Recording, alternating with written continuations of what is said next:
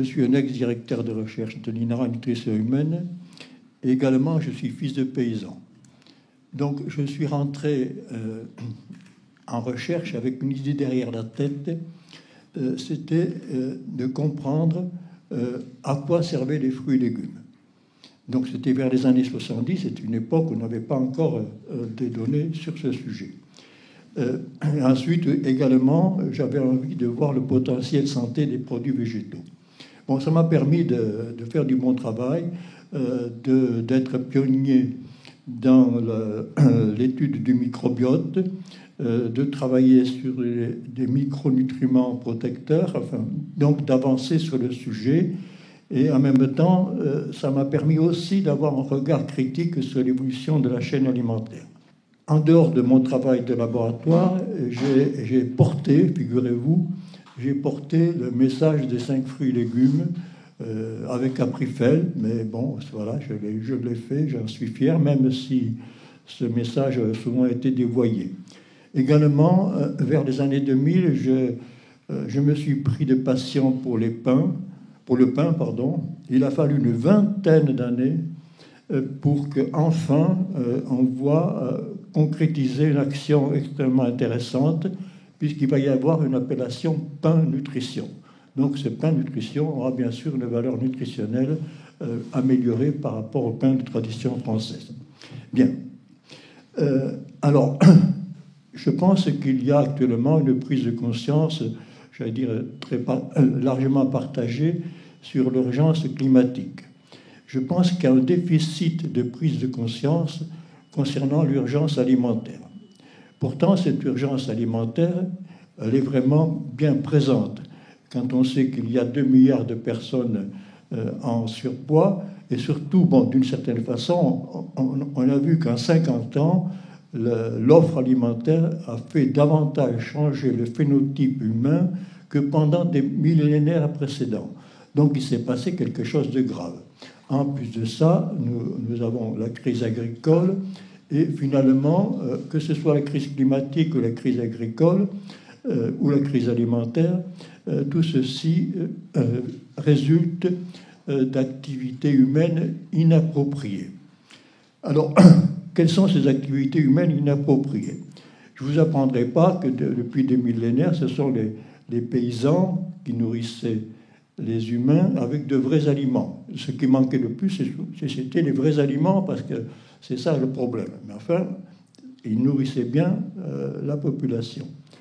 Et puis ensuite, il s'est passé une chose extraordinaire, c'est qu'à partir des années 1970, c'est l'industrie agroalimentaire qui a pris le pouvoir, qui s'est arrogé le droit de transformer les aliments. Donc on a eu une dérive extraordinaire, une prolifération d'aliments transformés, mais souvent d'aliments mal transformés. Et ces aliments-là, cette omniprésence d'aliments mal transformés qui a eu ses conséquences désastreuses. Alors tout le monde a applaudi. L'État a applaudi parce que c'était un pétrole vert pour la France. L'INRA a applaudi parce que c'était une nouvelle mission qu'on lui confiait. Les agriculteurs ont applaudi parce qu'ils y voyaient un moyen de produire davantage et de faire traiter leur production agricole. La société a produit. Les nutritionnistes ont fait du nutrionisme, c'est-à-dire ils ont donné des arguments de calories, de nutriments pour faire du marketing. Finalement, personne n'a pas vu venir le problème. Or, ce mode alimentaire fait d'aliments transformés prive l'agriculture d'une juste rémunération et a des effets désastreux sur la santé humaine.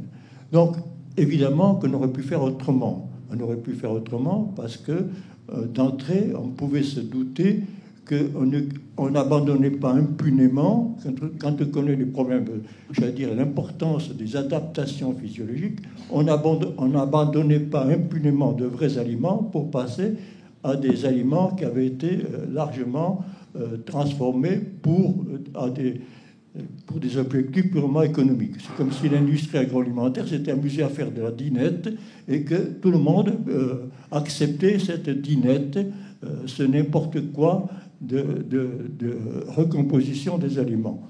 Bon, effectivement, si on avait été prudent, on aurait pu faire beaucoup mieux.